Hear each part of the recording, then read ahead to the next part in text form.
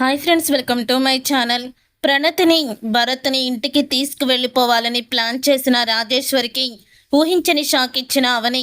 అసలు ఇదంతా ఎలా జరగబోతుందనేది ఈ వీడియోలో తెలుసుకుందాం. రాజేశ్వరి అయితే భరత్ని తన వైపుకి తిప్పుకొని తన మాటే వినేలా చేసుకోవాలని ఇక తన ప్రయత్నాలు మొదలు పెడుతుంది. ఆఫీసులో అందరి ముందు నా తర్వాత బాస్ భరతే, నాకిచ్చిన గౌరవమే భరత్కి ఇవ్వాలని చెప్తుంది.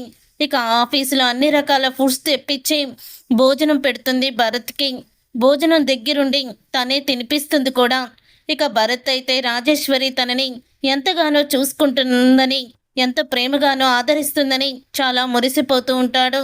అప్పుడు ఇక భరత్ అయితే అంటూ ఉంటాడు రాజేశ్వరితో, ఎందుకు నేనంటే ఇంత అభిమానాన్ని చూపిస్తున్నారు, అయినా మేము మీ కుటుంబానికి అన్యాయమే చేశాము అని అంటూ ఉంటాడు. భరత్ అయితే, నువ్వేమీ అన్యాయం చేయలేదు భరత్, ఇంకెప్పుడు కూడా అలా అనుకోవద్దు అని అంటూ ఉంటుంది.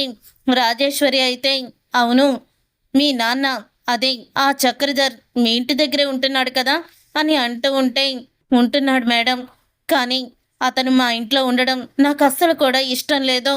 2 సార్లు వచ్చినప్పుడు అలాగే నేను బయటికి పంపించేయాలని చూశాను, కానీ అవని అక్క చెప్పడంతో ఏమీ చెయ్యలేక మా అమ్మ బాధపడుతుందని, మా అమ్మ ఏడుస్తూ ఉంటే నేను తట్టుకోలేను, అందుకనే నేను అతను ఇంట్లో ఉండడానికి ఒప్పుకున్నాను, లేకపోతే అతని ముఖం చూస్తుంటేనే నాకు చిరాకు పుడుతుంది అని అంటూ ఉంటాడు భరత్ అయితే.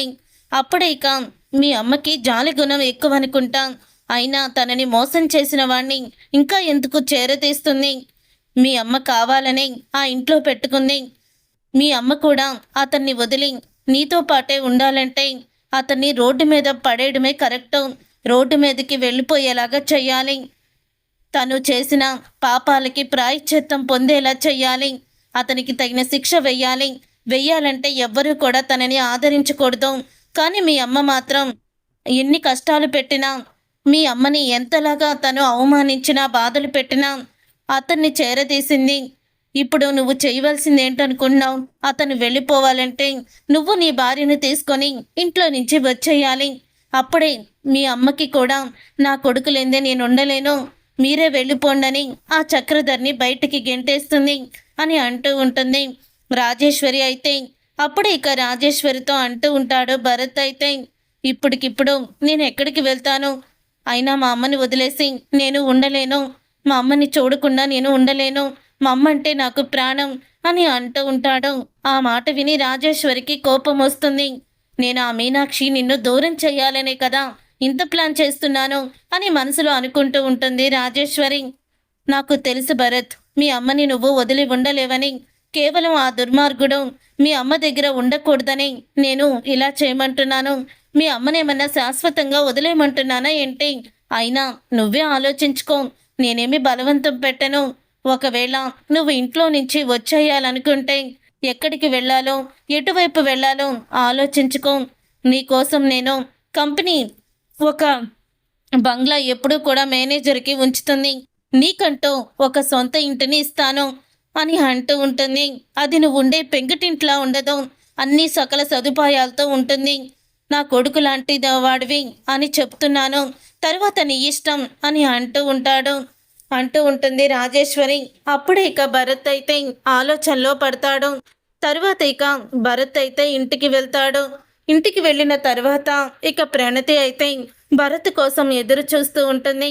ఇక భరత్ కోసం ఎదురు చూస్తున్న ప్రణతిని చూసి, ఏంటమ్మా ప్రణతి, భరత్ కోసం ఎదురు చూస్తున్నావా అని అడుగుతూ ఉంటే, అవునత్తయ్య, ఇన్ని రోజులకి ఆయన ఆఫీస్కి వెళ్ళారు, ఆఫీస్కి వెళ్ళినప్పుడు భార్య ఎలా ఎదురు చూస్తుందో అలా ఎదురు చూస్తున్నాను, ఈ ఆనందం నేను చాలా అనుభవిస్తున్నాను అత్తయ్య అని అంటూ ఉంటుంది. అప్పుడే ఇక మీనాక్షి కూడా చాలా ఆనందపడుతూ ఉంటుంది. కానీ చక్రధర్ మాత్రం మనసులో అతనికి ఏదో తెలియని భయం అయితే వెంటాడుతూనే ఉంటుంది. ఇంతలో ఇంకా భరత్ అయితే ఇంటికి వస్తాడు. వచ్చిన తర్వాత అప్పుడే ఇక బాక్సు ప్రణతి చేతికి ఇస్తాడు. ప్రణతి, ఈరోజు ఆఫీస్ అయితే చాలా బాగుంది, ఎప్పుడూ లేని ఆనందం నాకు కలిగింది అని అంటూ ఉంటాడు చాలా సంతోషంగా. అప్పుడే ప్రణతి బాక్స్ బరువుగా ఉందేంటని ఓపెన్ చేసి చూస్తుంది. అదేంటి భరత్, ఫుడ్ తినలేదా అని అడుగుతూ ఉంటుంది ప్రణతి. లేదు ప్రణతి, నేను తీసుకొచ్చుకుంది పచ్చడన్నం తెలుసుకొని రాజేశ్వరి గారు నాకు పంచపక్ష పరమాణాలతో నాకు భోజనం పెట్టించారు. అసలు ఎన్ని ఐటమ్స్ తెప్పించిందో తెలుసా? నేను అసలు తినలేకపోయాను అని అంటూ ఉంటాడు భరత్. అయితే అప్పుడే ఇక చక్రధర్ అయితే ఇలా అంటూ ఉంటాడు, చూడు భరత్, కావాలనే రాజేశ్వరి నిన్ను తన వైపుకి తిప్పుకోవాలని చూస్తుంది. లేకపోతే ఇప్పటి వరకు నీ మీద కోపంతో రగిలిపోయిన రాజేశ్వరి సడన్గా నీ మీద అంత ప్రేమని ఎందుకు కురిపిస్తుంది? నిన్ను మీ అమ్మని దూరం చేయాలని చూస్తుంది. నా మాట విను అని అంటూ ఉంటాడు చక్రధర్. అయితే అప్పుడే ఎవరి మాట వినదలుచుకోలేదు, వినాల్సిన అవసరం కూడా లేదు అని అంటూ ఉంటాడు భరత్. ప్రణతి, నువ్వు లోపలికి రా అని అంటూ లోపలికి తీసుకువెళ్ళిపోతాడు. ఆ తరువాత ఇక ఫోన్ చేస్తాడు చక్రధర్ అయితే అవనికి. అప్పుడు ఇక అవని అయితే చెప్పు నాన్న అని అంటూ ఉంటుంది. భరత్ని చూస్తుంటే భయంగా ఉందమ్మా, ఎప్పుడు ఏం జరుగుతుందో తెలియడం లేదు అని అంటూ ఉంటాడు. ఏమైంది, ఎందుకు అలా మాట్లాడుతున్నారు? రాజేశ్వరి ఈరోజు ఏం చేసిందో తెలుసా అంటూ జరిగింది చెప్తాడు. రాజేశ్వరి పిన్ని భరత్ని తన వైపుకి తిప్పుకోవాలని చూస్తుంది అని అంటూ ఉంటాయి. అప్పుడు ఇక ఆ మాట విని రాజేశ్వరి పిన్నికి ఎలా సమాధానం చెప్పాలో నాకు తెలుసు, నేను చూసుకుంటాను నాన్న, కంగారు పడుకో అని అంటూ ఉంటాడు. తర్వాత భరత్ అయితే ప్రణతితో మనం ఇల్లు వదిలి వెళ్ళిపోతున్నామని చెప్తాడు. అదేంటి భరత్, అత్తయ్యను వదిలి ఎలా వెళ్తాము అని అడుగుతూ ఉంటే, అత్తయ్యకి మీ మావయ్య ఉన్నాడు కదా అని అంటూ ఉంటే, లేదు భరత్, నువ్వు తీసుకున్న నిర్ణయం మంచిది కాదు అని అంటూ ఉంటే, లేదు రాజేశ్వరి మేడం రేపు కారు పంపిస్తారు, మనకి ఒక బంగ్లా కూడా చూసి పెట్టారు. ఇప్పుడు నేను నిన్ను తీసుకొని వెళ్తాను. తరువాత మా అమ్మ నన్ను వదిలి ఉండలేక అతన్ని వదిలేసి నా దగ్గరికి వచ్చేస్తుంది. నేను అతన్ని చూస్తే ఇంట్లో ఉండలేకపోతున్నాను అని అంటూ ఉంటాడు భరత్. అయితే ఇక భరత్ ఎంత బ్రతిమలాడినా కూడా ఒప్పుకోవడం. తర్వాత ఇక ప్రణతి అయితే వెళ్ళి మీనాక్షికి ఈ విషయం చెప్తుంది. అప్పుడు ఇక మీనాక్షి అయితే అంటూ ఉంటుంది భరత్తో వచ్చి, ఏంట్రా నువ్వు చేసేది?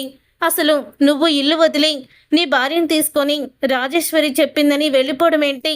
తను కావాలనే మన ఇద్దరిని విడదీయాలనే చూస్తుంది అని అంటూ ఉంటుంది మీనాక్షి. అయితే లేదమ్మా, నేను వెళ్ళాల్సిందే, కావాల్సి ఉంటే నువ్వు కూడా నాతో పాటు వచ్చాయి, ఒంటరిగా మాత్రమే, జంటగా కాదు అని అంటూ ఉంటాడు భరత్. నేను చెప్పేది విను అని చక్రధర్ అంటూ ఉంటే, ఎవరు చెప్పినా నేను వినను, వస్తే నువ్వు నాతో రమ్మా, ఇతన్ని వదిలేసి, లేకపోతే నా భార్యని తీసుకొని నేను వెళ్ళిపోతాను అని చెప్తూ ఉంటాడు.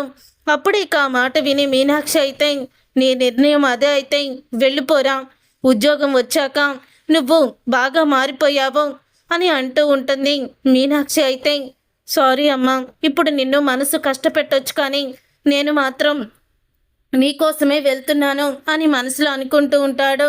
ఇక చక్రధర్ అయితే మళ్ళీ అవనికి ఫోన్ చేసి జరిగిందంతా కూడా చెప్తాడు. రేపొద్దునే నేను వస్తాను నాన్న, వాడు ఎలా వెళ్తాడో నేను చూస్తాను అని అంటూ ఉంటుంది అవని. తర్వాత ఉదయం అవ్వంగానే అప్పుడే ఇక అవని అయితే ఇంటికి వస్తుంది. ఎక్కడికి వెళ్తున్నావురా నువ్వు అని అడుగుతూ ఉంటుంది భరత్ని. నాకు ఒక గెస్ట్ హౌస్ ఇచ్చారక్క, అక్కడికి వెళ్ళిపోతున్నాను. మరి అమ్మా నాన్న అని అనగానే, అతను ఎవరో నాకు సంబంధం లేదు, అమ్మని తీసుకెళ్తానంటే అమ్మ రానంటుంది, భర్తను వదిలి భార్య ఎలా వస్తుందిరా? మరి ఇన్ని రోజులు విడిగానే ఉంది కదక్క, మరి అప్పుడు అనిపించలేదా తనకి ఒంటరితనమని? మరి అప్పుడు ఉంది కదా, అలాగే ఉంటుంది అని భరత్తో చెప్తూ ఉంటాడు. మాటకి మాట బాగానే సమాధానం చెప్తున్నావురా అని అంటూ ఉంటుంది అవని. అప్పుడు ఇక రాజేశ్వరి అయితే తనే స్వయంగా కారు వేసుకొని వస్తుంది. అది చూసి అప్పుడు ఇక అవని అయితే రాజేశ్వరి దగ్గరికి వచ్చి, తప్పు చేస్తున్నావు పిన్ని అని అంటూ ఉంటే, నా కొడుకుని నా దగ్గరికి తీసుకొచ్చుకుంటున్నాను అని చెప్తూ ఉంటుంది రాజేశ్వరి. భరత్ నీతో పాటు కారులో వస్తాడనుకుంటున్నావా? ఎలా వస్తాడో నేను చూస్తాను కదా. రే భరత్, అమ్మను వదిలి వెళ్ళిపోతావురా? అమ్మ ముఖం చూడొకసారి, ఎంతలా ఏడుస్తుందో, అమ్మ మన గురించి ఎంతలా తాపత్రయం పడిందో, అన్ని విషయాలు మర్చిపోయి ఒక్క రోజులో నీలో ఇంత మార్పా? ఎవరో వచ్చి పిలిచారని, ఒక పూట నీకు అన్ని రకాలు పెట్టి భోజనం పెట్టారని నువ్వు ఇంతలా వాళ్ళ మీద కృతజ్ఞత చూపించి వాళ్ళ మాట విని వెళ్ళిపోతున్నావే. ఇన్ని సంవత్సరాలు పెంచి పెద్ద చేసిన కన్న తల్లి మాట నువ్వు వినలేవేంట్రా అని అడుగుతూ ఉంటుంది అవని. అయితే అమ్మని జీవితంలో ఇక కలవను, అమ్మతో మాట్లాడను అని అనుకుంటేనే నువ్వు గడప దాటి వెళ్ళు, అని అంటూ ఉంటుంది అవని. అయితే అప్పుడు ఇక అవని మాటలకి షాక్ అయిపోతూ ఉంటుంది రాజేశ్వరి. వెళ్ళరా, ఇక ఎప్పుడు కూడా అమ్మతో మాట్లాడొద్దు, అమ్మని చూడొద్దు, అమ్మని పలకరించొద్దు. ఇక నువ్వు అమ్మ ఇద్దరు వేరు వేరు, నీకు అమ్మకి సంబంధం లేదు. ఇక అమ్మ నా దగ్గరే ఉంటుంది, నాన్న కూడా నా దగ్గరే ఉంటాడు అని అవని అంటూ ఉంటుంది. లేదక్క, అమ్మని చూడకుండా నేను ఉండలేను, నేను ఎక్కడికి వెళ్ళను, ఇక్కడే ఉంటాను అని భరత్ అయితే అంటాడు. ఇక అది చూసి ఒక్కసారి రాజేశ్వరి షాక్ అయిపోతూ ఉంటుంది. చూసారుగా ఫ్రెండ్స్, రాబోయే కథలో ఖచ్చితంగా ఇలాగే జరగబోతుంది. మరి ఇలాగే జరగాలని మీరు కోరుకుంటే తప్పకుండా వీడియోని లైక్ చేయండి. మీరు చేసే ఒక్క లైక్ మాకు ఎంతో సపోర్ట్ని, మోటివేషన్ ఇస్తుంది.